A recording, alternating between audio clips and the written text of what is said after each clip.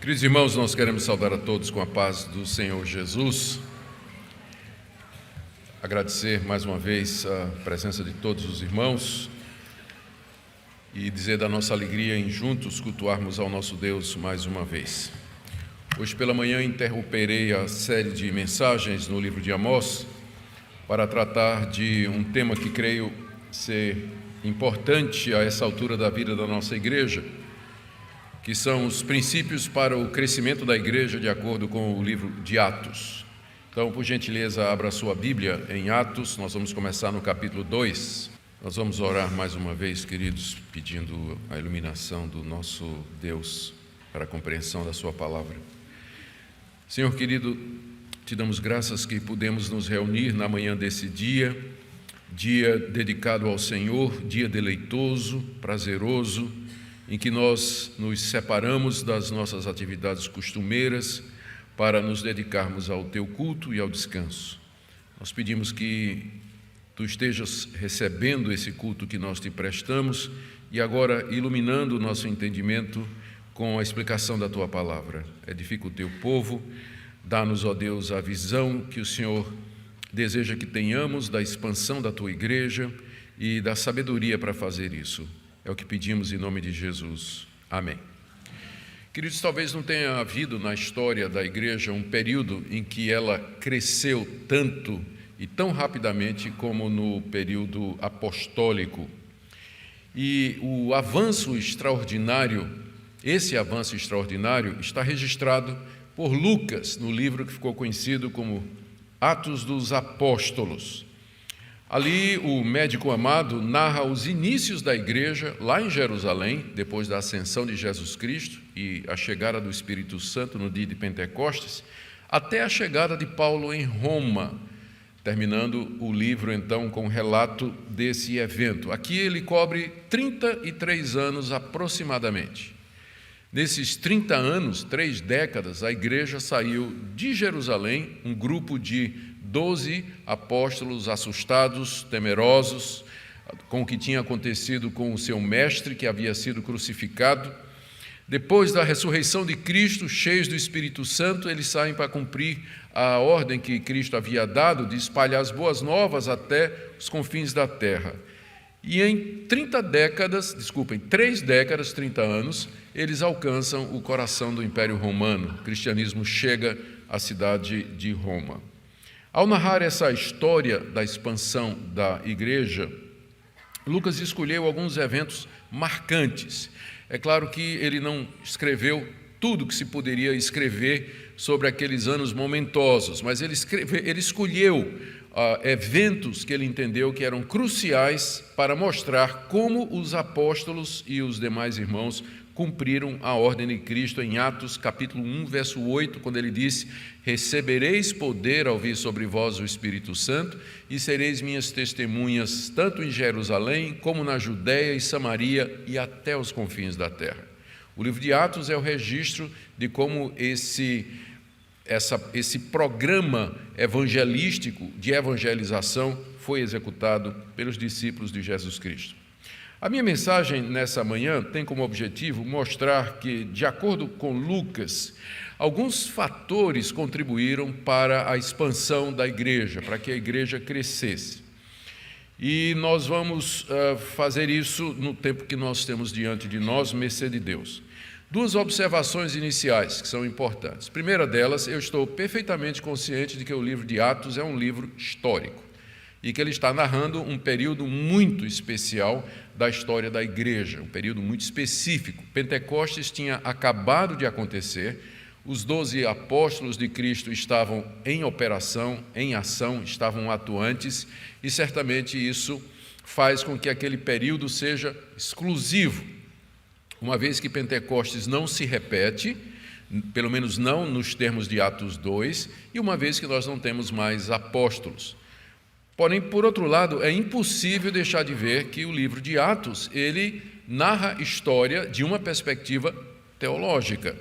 Ao escolher os eventos que seriam registrados, Lucas fez isso porque tinha um objetivo. Ele queria mostrar como o Senhor ressurreto, exaltado, sentado à direita de Deus, comandou o avanço da sua igreja para cumprir a sua missão. E ele termina o livro em aberto. No capítulo 28, ele fala de Paulo preso em Roma, recebendo todos aqueles que o visitavam. E é claro que nós é que temos que escrever o capítulo 29, que é o resultado, a continuação da expansão da igreja no mundo. Segunda observação que eu preciso fazer é que, já antecipei, esse período contou com a presença dos apóstolos e, sem dúvida, isso fez uma grande diferença. Contudo, mesmo que nós não tenhamos apóstolos hoje, os princípios que Lucas coloca aqui associados ao crescimento da igreja permanecem. O que eu quero dizer é que o que nós vamos fazer aqui hoje à noite, ou nessa manhã, pode ser visto como uma exposição da maneira ou do método ou dos meios que Deus costuma empregar para fazer com que a sua igreja cresça. E nós queremos fazer isso não para criar um modelo nosso ou para criar um manual de crescimento de igreja, porque as tentativas históricas de fazer isso nem sempre deram muito certo, mas para que nós reconheçamos de que maneira Deus costuma agir e que nós então nos preparemos para isso e que nós nos examinemos a nós mesmos e nós vejamos se nós batemos com o modelo que nós temos no livro de Atos, como igreja. O que é que nós precisamos fazer, o que é que já estamos fazendo certo ou o que é que precisa ser melhorado. Eu chamo a sua atenção aqui para o fato de que Lucas faz 10 registros da expansão evangelística da igreja na sua obra. Em momentos estratégicos da narrativa, ele dá um pequeno relatório, às vezes um pouquinho maior, às vezes um pouquinho menor, mas são 10 relatórios que Lucas presta a respeito do crescimento da igreja nesse tempo que ele cobre aqui com sua narrativa. Eles dão números, eles falam do crescimento numérico e também falam do estado da igreja. O que chama a nossa atenção é que esses 10 relatórios, eles estão ligados ou eles aparecem logo após algum incidente, algum evento, alguma medida que a igreja tomou, o que parece indicar que Lucas está querendo ligar o crescimento da igreja àquela medida que foi feita. E então, ao examinarmos esse fato, nós então vemos um padrão que eu queria trazer aqui para vocês. É como se Lucas quisesse ligar o crescimento da igreja e a expansão dela a esses eventos e medidas, nem sempre de forma direta, mas com certeza a conexão está lá. Os 10 relatos são 2:41, 2:47, 4:4, 4:32, 5:14, 6:7, 9:31, 12:24, 16:5, 19:20. Anotaram? Bem, em todos esses, nós vamos ver um por um. Vamos ver um por um. Por isso eu espero que não falte luz, senão vocês vão morrer de calor aqui. A preocupação, nesses 10 breves relatórios, há uma preocupação de Lucas em dar números até uma certa altura. Depois o crescimento é tão grande que Lucas não tem mais números. Ele simplesmente começa a falar de multidões. Ele começa a usar superlativos para descrever o crescimento da igreja. E, com frequência, ele faz também um registro de como a igreja estava em paz e de como a igreja andava nos caminhos de Deus.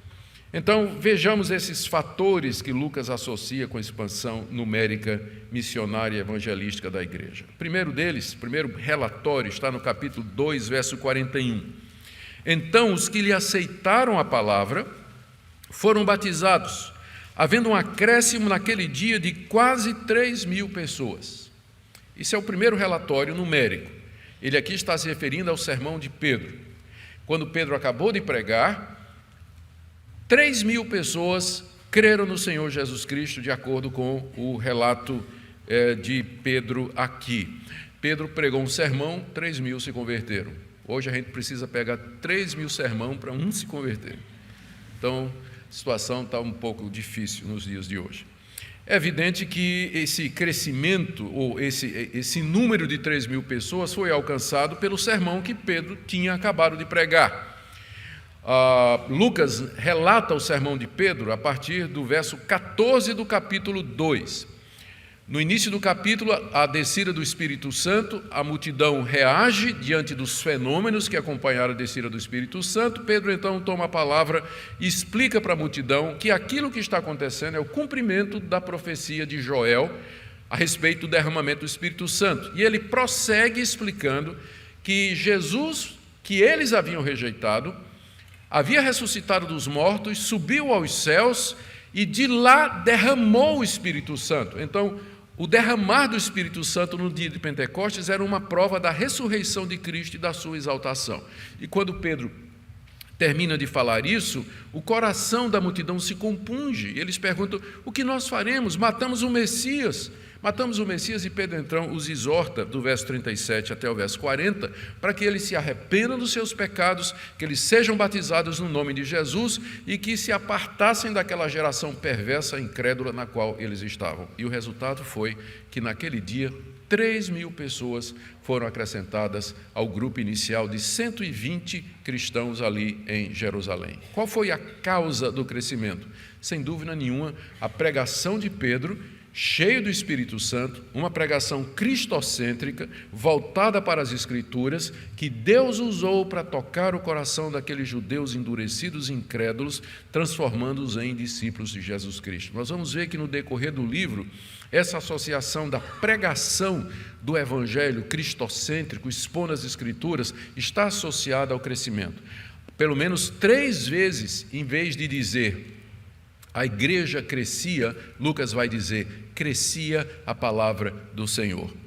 Porque o crescimento da igreja era proporcional ao crescimento da palavra do Senhor. Esse é o primeiro princípio, então, que Deus costuma usar a pregação bíblica, a pregação cristocêntrica, centrada nas Escrituras, para trazer a si ou para fazer com que a sua igreja cresça. O segundo relato também está no capítulo 2, no verso 47. Lucas diz assim que a igreja estava louvando a Deus e contando com a simpatia de todo o povo. Enquanto isso, acrescentava-lhes o Senhor dia a dia os que iam sendo salvos. Mais uma vez a preocupação de Lucas em registrar o crescimento. Ele está dizendo que todo dia tinha gente nova na igreja. Todo dia tinha novo convertido. E que o Senhor estava trazendo essas pessoas. O que é que vem imediatamente antes disso e que Lucas procura ligar a esse relato extraordinário? É a descrição de como viviam os convertidos, era a descrição de como funcionava a igreja a partir do verso 42. Perseveravam, aqueles 3.000 que se converteram, perseveravam na doutrina dos apóstolos, na comunhão, no partir do pão e nas orações. Em cada alma havia temor, muitos prodígios e sinais eram feitos por intermédio dos apóstolos. Todos os que creram estavam juntos e tinham tudo em comum. Vendiam as suas propriedades e bens, distribuindo o produto entre todos à medida que alguém tinha necessidade. Diariamente perseveravam unânimes no templo, partiam pão de casa em casa, tomavam as suas refeições com alegria e singeleza de coração. Está evidente, está clara a razão pela qual todo dia tinha gente nova na igreja. Se na minha cidade tivesse uma igreja assim, eu queria estar nela. Todo dia chegava gente naquela igreja. Por que chegava gente naquela igreja? Vejam como eles se amam. Eles estão nas casas uns dos outros, comem um pão juntos. Se alguém tem necessidade, eles repartem os seus bens. Diariamente eles estão estudando a palavra de Deus juntos. Estão andando como irmãos em Cristo. E notem, era uma igreja extrema, tinha tudo para dar errado. Sabe por quê? Porque era feita de hebreus, que era o nome que se dá aos judeus que já moravam em Jerusalém, e helenistas, que eram judeus que tinham vindo para a festa de Pentecostes e que não eram da região e eram como que estrangeiros e eram vistos pelos hebreus meio aqui de banda, né? Porque não eram puro sangue era o judeu de Jerusalém. Mas a igreja era composta de judeus de Jerusalém e de judeus de todas as partes do Império Romano que se converteram com o sermão de Pedro no dia de Pentecostes. Tinha tudo para dar errado. Uma igreja cheia de gente diferente, de costumes diferentes. Uma igreja onde havia preconceito, entretanto, o poder do Evangelho uniu aquelas pessoas. Eles se receberam, se acolheram como irmãos em Cristo Jesus. Os hebreus não ficaram dizendo aqui, esse pessoal que está chegando aqui, quem é esse pessoal? A igreja é nossa. Que é isso? Que é essa turma nova que está chegando aí? Eles não fizeram isso. Ao contrário, eles acolheram-se mutuamente, viviam um na casa do outro, compartilhando os seus bens com alegria. Não é à toa que todo dia essa igreja crescia, gente. Não é à toa que todo dia essa igreja crescia, o acolhimento, o amor que envolvia estes irmãos. Terceiro relato de Lucas, nós vamos encontrar no capítulo 4, no verso 4, onde ele diz: muitos, porém, dos que ouviram a palavra a aceitaram, subindo o número de homens a quase 5.000.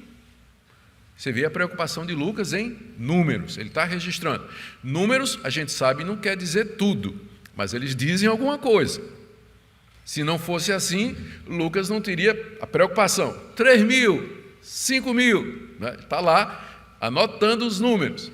Nós temos duas dificuldades aqui, 2 pontos aqui. Primeiro, ele está dizendo que o número, subiu o número de homens a quase 5.000. Então, ele está relatando somente, seguindo a tradição judaica de fazer genealogia ou fazer contagem apenas dos homens, ele está seguindo o costume hebreu de contar só homens. Então, se foi só 5.000 homens, então esse número deve ter sido perto de 10.000 se você incluir as mulheres, por aí. Então, realmente, imagine o crescimento, de repente, de 10.000 pessoas na igreja. 10.000 pessoas. E a gente não sabe, é outra dificuldade, quando ele diz subir o número, a gente não sabe se ele está dizendo aos 3.000 se acrescentaram mais 2.000, de maneira que o número da igreja chegou a 5. Ou se ele está dizendo que além daqueles 3.000 que se converteram em Pentecostes, veio mais uma leva de 5.000. Por qualquer contagem, é um crescimento extraordinário. Qualquer que seja o critério que você usa aqui, Lucas está narrando algo, como eu disse, não visto na história da igreja com tanta frequência, que é esse crescimento extraordinário. E o que aconteceu antes disso, ao que Lucas linka ou faz a relação com esse breve relatório? O que nós temos aqui é o relato que começa no capítulo 3, quando a história toda começa no capítulo 3, quando Pedro e João sobem ao templo, e Pedro cura aquele aleijado que todo mundo conhecia, vivia ali na porta do templo, a porta formosa, pedindo esmolas. Pedro cura, eles entram no templo, o aleijado pulando de alegria, saltitando, feliz da vida, junto à multidão, e Pedro diz: foi através do nome de Jesus que essa pessoa foi curada aqui, vocês mataram Jesus, rejeitaram Jesus, mas ele está vivo, a prova é esse homem curado aqui. Então chegam os sacerdotes, o capitão do templo, capítulo 4, verso de 1 em diante, eles vieram e, ressentidos porque eles estavam pregando em nome de Jesus e acusando a liderança de ter matado Jesus, prenderam Pedro e João e os demais apóstolos, encerraram na prisão até o dia seguinte. Muitos, porém, aí vem o relato, muitos, porém, ou seja, a despeito dos discípulos terem sido presos, muitos, porém, creram, e o número chegou a 5.000. O que é que o Lucas está querendo nos apontar aqui? Ele está querendo mostrar a disposição para o martírio, a disposição para o sofrimento, o compromisso com a pregação da palavra dos apóstolos e primeiros cristãos, a ponto de que eles estavam dispostos para ir à prisão por causa do nome de Jesus. E esse tipo de atitude autentica a pregação, pessoas que comprovam com sua liberdade e com seu sangue e com sua vida a mensagem que eles estão pregando. E não há como negar que esse tipo de atitude impactou aquelas pessoas. Diziam: esse pessoal está para ir preso, esse pessoal provavelmente vai ser morto por dizer essas coisas. Então, eles não podem estar brincando ou contando algum tipo de mentira. E a gente sabe, através da história da igreja, que a atitude dos mártires, a coragem com que eles enfrentaram a morte, os leões, a fogueira e a espada e a cruz, impressionou multidões, impressionava os pagãos. Os cristãos chegavam... Teve uma perseguição em que eles tiveram que cortar a língua dos cristãos que eles iam matar, porque os cristãos iam para a fogueira cantando louvores a Deus, e a única maneira de fazer eles pararem de cantar era cortar a língua antes de matarem. Tal a disposição que eles tinham de se comprometer com a palavra de Deus. Então, esse é o ponto que Lucas quer mostrar aqui, a disposição para o martírio, para o sofrimento por conta do nome de Jesus Cristo. Uma igreja como essa tem que crescer, onde seus membros são tão comprometidos que eles estão dispostos a abrir mão do que eles têm de mais precioso, a sua liberdade, inclusive a sua vida, se isso for necessário. O quarto relato está aí também no capítulo 4, no verso 32. Da multidão dos que creram, agora ele parou de contar, né? Não deu mais, agora é multidão. Da multidão dos que creram, eram um o coração e a alma. Ninguém considerava exclusivamente sua, nenhuma das coisas que possuía, tudo, porém, lhes era comum. Com grande poder, os apóstolos davam testemunho da ressurreição do Senhor Jesus.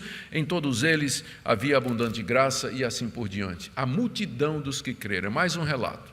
Ele se refere ao crescimento como sendo um movimento, um crescimento de multidões. O que é que veio exatamente um pouco antes disso?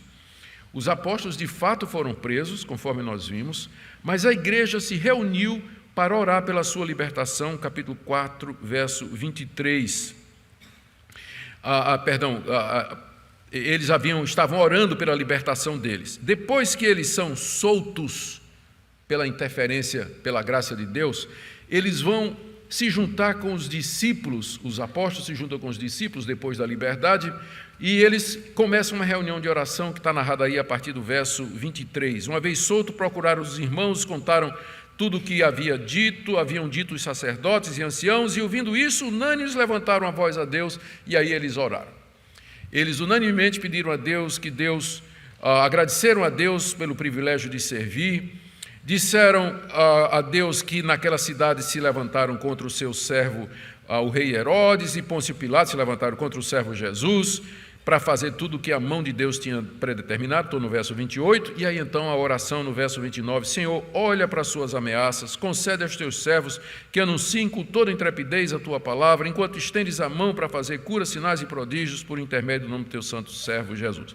Tendo eles orado, tremeu o lugar onde estavam reunidos, todos ficaram cheios do Espírito Santo, com intrepidez anunciavam a palavra de Deus. Da multidão dos que creram era um o coração e a alma. Então, está evidente que a relação é essa daqui. Uma igreja que orava, uma igreja que intercedia, uma igreja que pedia a Deus, no meio do sofrimento e da perseguição, não a libertação, não a morte dos seus algozes, mas pedia a Deus autoridade, poder espiritual e manifestações do poder de Deus para que eles continuassem a dar testemunho ali em Jerusalém. Não é à toa que uma igreja dessa crescia. Os membros oravam, os membros pediam a coisa certa, eles criam na oração, eles criam que Deus haveria de responder às orações. O quinto relato está no capítulo 5, versos 12 a 14. Muitos sinais e prodígios eram feitos entre o povo pela mão dos apóstolos, costumavam todos reunir-se de comum acordo no pórtico de Salomão, mas dos restantes ninguém ousava juntar-se a eles, porém o povo lhes tributava grande admiração. E o relato vem aí no verso 14. E crescia mais e mais a multidão de crentes, tanto de homens como mulheres agregados ao Senhor. Aqui nesse relatório do verso 14, você percebe que Lucas já parou de dar números. Antes, no último relatório, ele falou da multidão. Agora ele já fala que crescia mais e mais a multidão. Está faltando palavra para ele, né? Ele já não tem mais o controle dos números. E agora é só multidão que cresce e cresce. É uma multidão, é um mar de gente que estava crescendo, se multiplicando ali em Jerusalém. E aí, pela primeira vez, ele inclui as mulheres. Até agora eram homens, não é? E agora ele também já perdeu a conta, não tinha como fazer, então o que ele sabe é que não eram só homens, não. Eram homens e mulheres numa multidão que se multiplicava cada vez mais ali em Jerusalém. Curiosamente, o que parece ter causado esse relatório, como eu disse, ele faz esses relatórios em pontos estratégicos. O que aconteceu antes que explicaria esse relatório falando do crescimento extraordinário da igreja mais uma vez? Por incrível que pareça, é a história de Ananias e Safira. História de Ananias e Safira. Como nós vimos, a comunidade se ajudava vendendo bens para atender os pobres. E aquele casal conhecido fez um acordo de vender uma propriedade, mentir sobre o preço, entregar uma parte do preço para ser distribuído aos irmãos e guardar o resto, uma aposentadoriazinha, né, para o fim da vida, né, uma segurança, tal. Mas aí era mentira, eles estavam mentindo, porque disseram que tinham vendido por um preço e, na verdade, eles estavam retendo parte daquilo ali. E nós sabemos o que é que aconteceu. O apóstolo Pedro chamou Ananias de mentiroso e declarou o juízo de Deus sobre ele, e Ananias morreu na hora ali. Mais tarde, quando a esposa chegou, que tinha combinado com ele, a gente sempre ensina que a mulher deve andar par e passo com o marido, menos no crime. Aí ela vira cúmplice no sentido legal da palavra, né? Então existe uma cumplicidade no casamento até o momento de virar cúmplice, que era o caso aqui de Safira, né? Ela seguiu o marido quando ela devia ter dito: olha, isso aí não, minha lealdade a Jesus é maior do que minha lealdade a você. Mas ela foi na conversa do marido, e o resultado é que também ela sofreu o juízo de Deus. E diz aí o texto, no verso 10 do capítulo 9: no mesmo instante caiu ela aos pés de Pedro e expirou. Se Pedro fosse pastor aqui numa cidade da igreja, seria a igreja do esvaziamento bíblico, porque em vez de crescer, a igreja diminuía de membros. Num dia só, Pedro eliminou 2 nomes do rol, né? Num dia só, Pedro eliminou 2 nomes do rol. Mentiroso não ficava vivo na igreja de Pedro. Quantos de nós poderíamos ser membros ali? Né? Para a igreja de Pedro, eu não. Eu tenho amor à vida, não quero ser membro lá. O resultado do juízo de Deus sobre a mentira de Ananias e Safira, diz o texto aí no verso 11, que veio grande temor a toda a igreja e a todos quantos ouviram a notícia desses acontecimentos. Embora nós poderíamos pensar que o efeito fosse contrário, que a disciplina afastaria as pessoas, o que acontece é que logo em seguida Lucas insere um relato falando de que a igreja, na verdade, se multiplicava, tanto homens como mulheres. Talvez agora está explicado porque ele falou de mulheres, porque com toda a morte de Safira, né, as mulheres diziam: eu não quero ser membro dessa igreja. Mas agora a multidão não só de homens, mas de mulheres também. Ou seja, a disciplina ela tem um efeito purificador, santificador na igreja e produz bons resultados, porque mostra que Deus de fato está presente e que Ele é um Deus que leva a sua palavra a sério, um Deus que olha para a vida daqueles que professam o seu nome, um Deus diante de quem nossos atos estão expostos e diante de quem nada pode ser oculto. Então, os que de fato são crentes, eles vão querer estar numa igreja assim, onde o pecado é tratado com seriedade.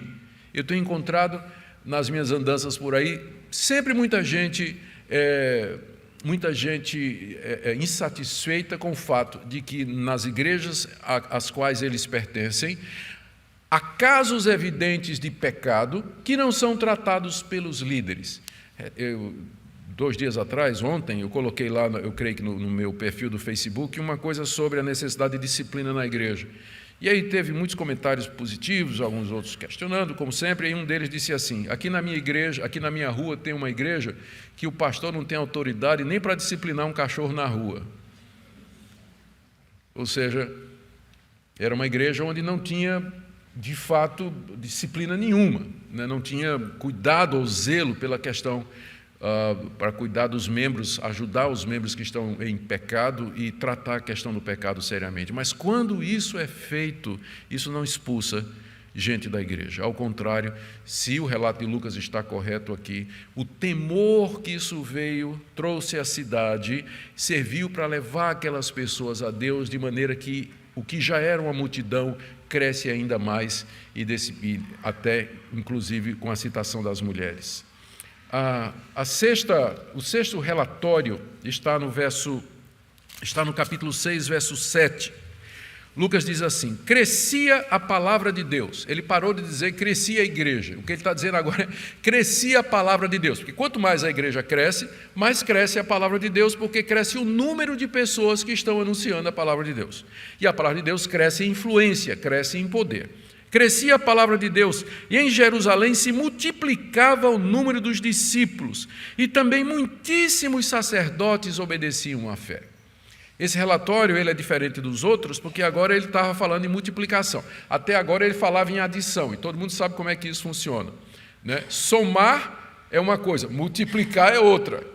Então ele disse, aos 3.000 se acrescentou 5.000, mas agora ele parou de somar, ele agora está multiplicando, né? Se multiplicava o número dos discípulos, já é exponencial, né? Próximo relatório ele vai botar já uma raiz quadrada aqui.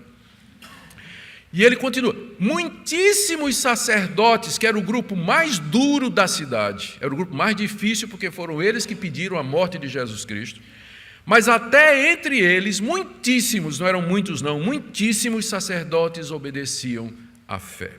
O que é que tem antes?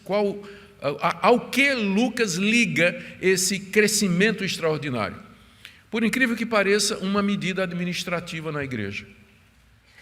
O que vem antes é o conhecido relato da instituição dos primeiros diáconos. O que é que tinha acontecido?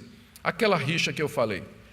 As viúvas dos hebreus, as viúvas dos helenistas, começaram a reclamar da distribuição da cesta básica. O que é que acontecia? Como a igreja era muito grande e o crescimento foi muito rápido, tinha muita gente pobre, muita gente que tinha vindo de várias partes do Império Romano para o dia de Pentecostes, se converteu e ficou lá em Jerusalém, não voltaram para casa, porque acharam o Messias, acharam o reino de Deus, ficaram lá. E coube à igreja o peso de ajudar aquelas pessoas, por isso que eles saíam vendendo propriedades, distribuindo os bens e tudo mais.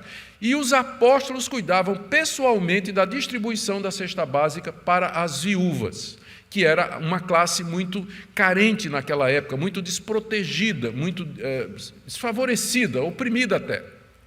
Aí o que acontecia?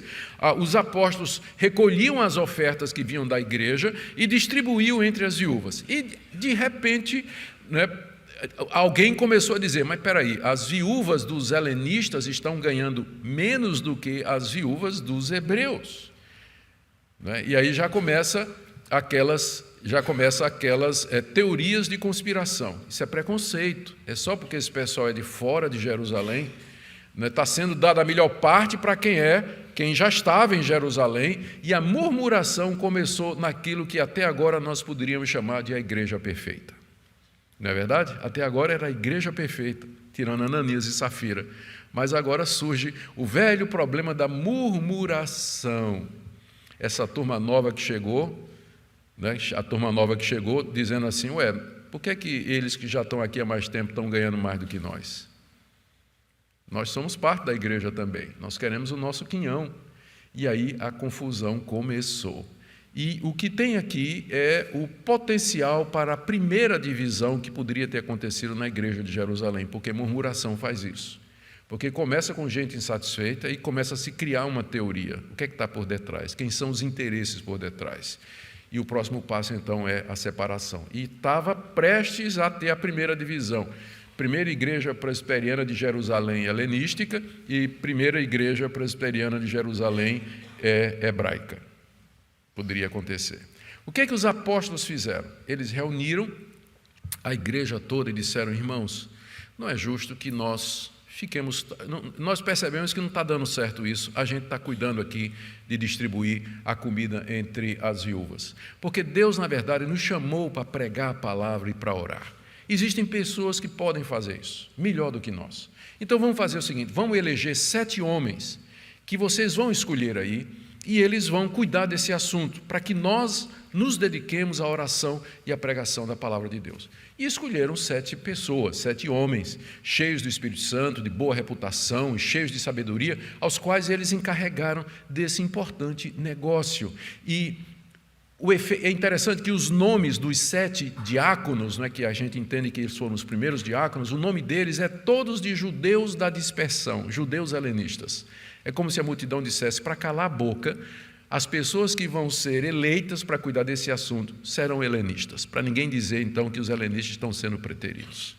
E aí os apóstolos se voltaram para aquilo que é prioritário. E como resultado dessa medida que impediu o primeiro racha e harmonizou a igreja, é que vem um relatório, crescia a palavra de Deus em Jerusalém, multiplicava-se o número dos discípulos e também muitíssimos sacerdotes obedecem à fé. Vocês sabiam que através da história da igreja, muitas das divisões acontecem por problemas assim, problemas administrativos, questão de dinheiro na igreja, falta de compreensão. murmuração, questionamento, que acaba rachando comunidades inteiras. Aqui os apóstolos tiveram sabedoria para priorizar. Deus nos chamou para pregar a palavra e para orar. E é isso que nós vamos fazer. Outras pessoas podem fazer isso.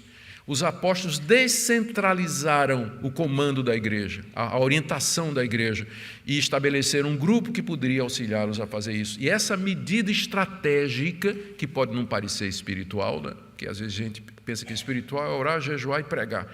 Mas às vezes uma medida administrativa dessa traz paz para a igreja e permite o seu crescimento. Daí nós precisamos de pessoas sábias na direção da igreja. Não precisamos de gente incendiária para chegar. Imagine se lá no conselho da igreja tivesse uns presbíteros incendiários que dissessem: esse pessoal fica aí murmurando, essas viúvas aí não tem o que fazer, fica falando mal da vida da gente e tudo, bota para fora da igreja todo mundo. Ainda bem que não tinha nenhum presbítero cabeça de vento, né, lá no conselho da igreja de Jerusalém. E o resultado foi que, com sabedoria, o assunto se resolveu e a igreja se multiplicava. Isso não impediu o seu crescimento.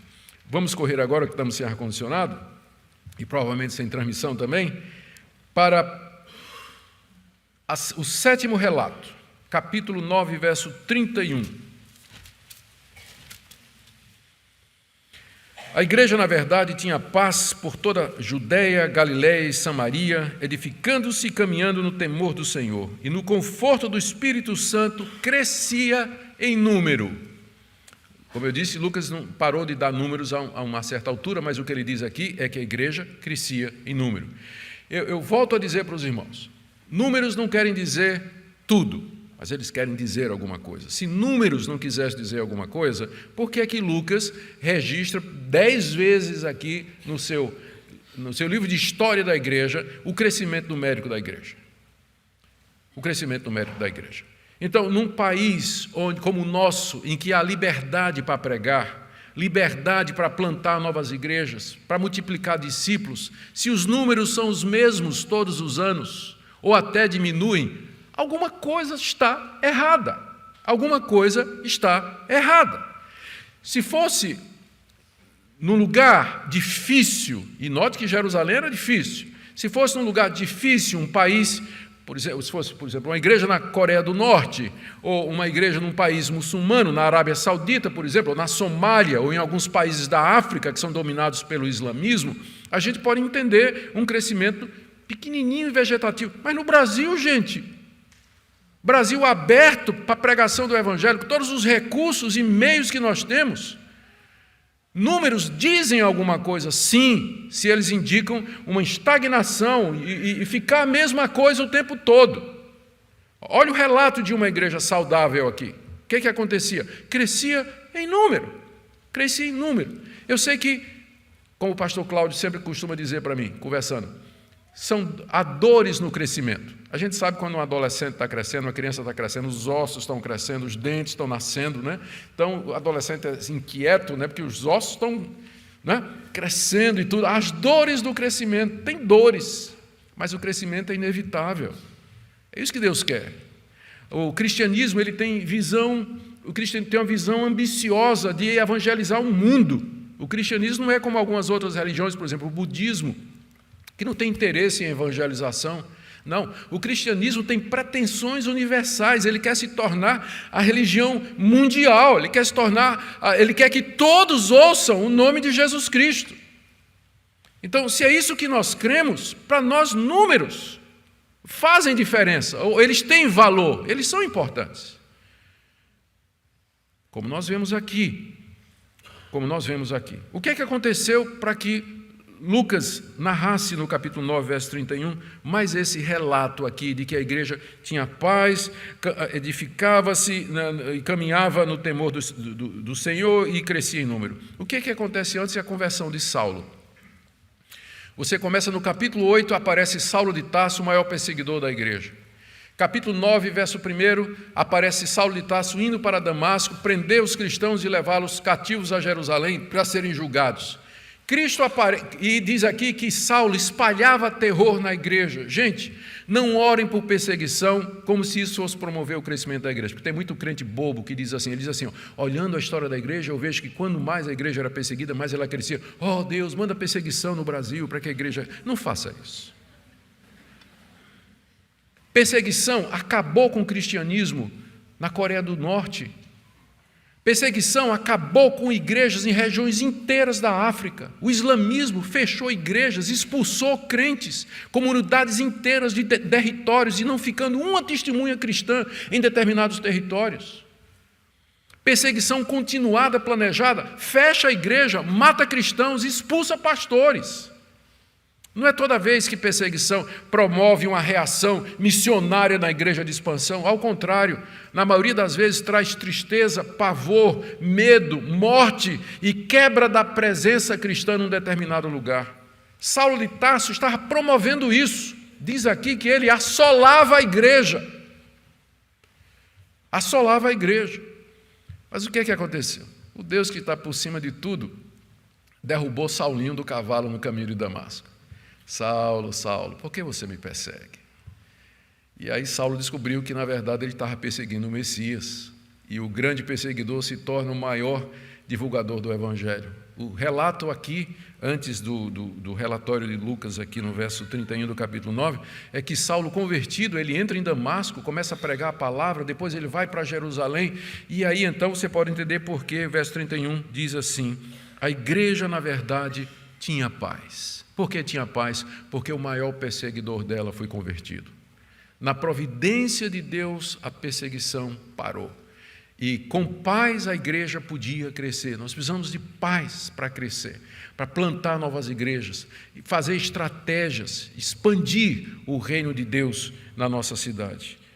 Por isso, o relato do verso 31, ele é o resultado da ação de Deus, soberana de Deus, em julgar os inimigos da igreja e transformar os perseguidores. O oitavo relato, falta só mais 2 irmãos depois desse, está no capítulo 12, verso 24, quando Lucas diz, entretanto a palavra do Senhor crescia e se multiplicava. Entretanto a palavra. O entretanto aqui liga ao que vem antes. O que é que tinha acontecido antes? A morte do rei Herodes. O que é que Herodes tinha feito? Herodes mandou prender alguns da igreja para os maltratar, capítulo 12, verso 1. Depois ele mandou matar Tiago, capítulo 12, verso 2. Depois ele prendeu Pedro para matá-lo no dia seguinte, capítulo 12, verso 3. Deus liberta Pedro da prisão através de um anjo, versos 7 a 8. Em seguida, Deus fere Herodes publicamente durante uma audiência, em que ele se apresentou como Deus, e Deus o feriu, e diz aí que comido de vermes ele morreu, capítulo 12, verso 23. Em seguida, Lucas apresenta o relatório do verso que nós acabamos de ler, que é o verso 24. O crescimento da palavra se deveu às orações da igreja contra os inimigos da igreja e o juízo de Deus contra os seus inimigos. E isso é alguma coisa que nós não podemos fazer. Nós podemos dizer a Deus, Deus, estamos perseguidos, nós temos inimigos, o Senhor toma conta dos inimigos, aqueles que querem impedir o crescimento da tua igreja. E no Brasil há muitos deles. E vamos deixar nas mãos de Deus e Deus vai fazer o que Ele quiser. Ali naquele caso ele feriu aquele que estava matando os apóstolos, que era Herodes, e que se apresentava como Deus em vestes resplandecentes, aceitando o louvor da multidão, voz de Deus, e Deus o matou para mostrar que só há um Deus e que não era Herodes não. E aí a igreja começou a crescer, continuava a crescer por conta da providência de Deus, Deus no controle da história. Penúltimo, capítulo 16, verso 5. Assim as igrejas eram fortalecidas na fé e dia a dia aumentavam em número. Você nota que agora ele não é mais falando da igreja, ele diz as igrejas, porque já haviam se multiplicado por todo o Império Romano. Todas elas, não era só uma não, mas as igrejas, elas se multiplicavam, eram fortalecidas e todo dia tinha novo convertido. Tinha batismo todo dia nas igrejas. Eles aumentavam em número dia a dia.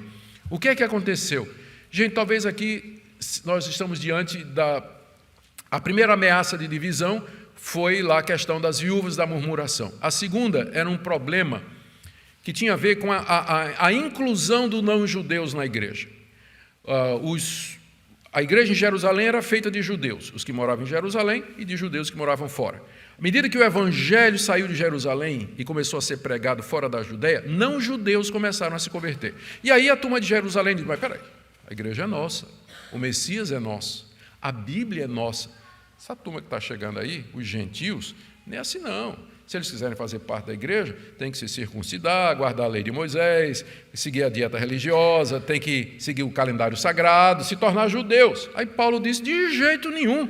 A salvação é pela graça, mediante a fé, e não por obras da lei. Nós não podemos colocar sobre esses nossos irmãos que estão chegando um jugo que nem os nossos pais puderam levar. E aí, pau quebrou.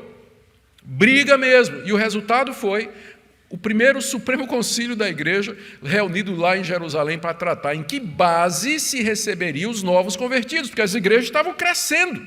Em que base vamos receber esse pessoal? E depois de muita discussão, Paulo e Barnabé foram para Jerusalém para defender que não se devia colocar nenhuma restrição à entrada dos gentios na igreja. Há um grande debate, verso 7, diz aí que os ânimos se exaltaram, havia um potencial para divisão, mas finalmente chegaram a um consenso. Os gentios não tinham que guardar absolutamente nada da lei de Deus, eles não da lei de Moisés. Eles não precisavam se circuncidar, seguir o calendário, nem a dieta.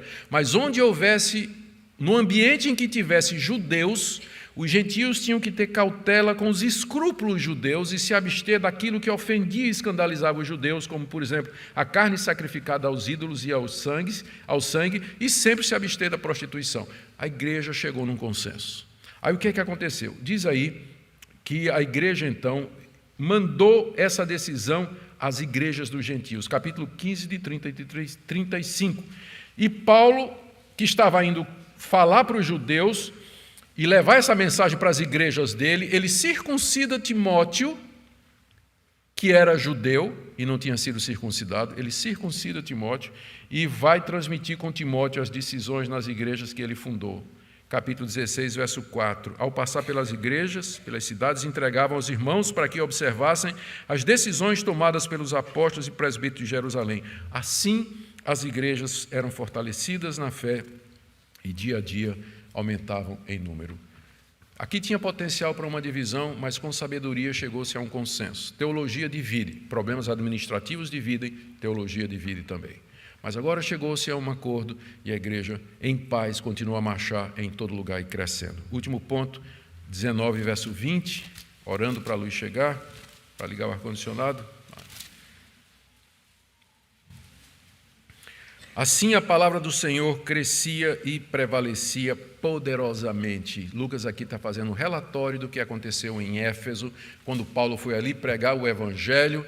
O Espírito Santo veio sobre aquela região, centenas de pessoas se converteram, demônios foram expulsos, feiticeiros viraram cristãos, queimaram livros em praça pública e Lucas então acrescenta, a palavra do Senhor dessa forma crescia e prevalecia poderosamente. Nós entendemos que os dons de curar e os sinais e prodígios feitos pelos apóstolos eram pertencentes ao período narrado no livro de Atos. Mas é errado pensar que nós reformados não cremos que Deus pode fazer milagres hoje.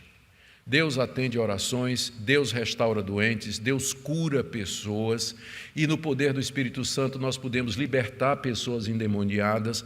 Todas estas coisas estão à disposição da igreja pela presença do Espírito Santo em nós. E às vezes, por causa dos exageros que acontecem em algumas igrejas, os reformados vão para o lado de cá e vivem e ministram e querem fazer a igreja andar como se nenhuma dessas coisas estivesse disponível hoje. Nós não precisamos ter medo de sinais e prodígios, não precisamos ter medo de milagre, não precisamos ter medo de cura, não precisamos ter medo de expulsão de demônios. Essas coisas, a Bíblia nos relata, elas acontecem e o nosso Deus é o mesmo. E eu penso que se nós queremos levar a igreja a crescer, nós precisamos estar abertos para a intervenção e atuação sobrenatural de Deus em nosso meio.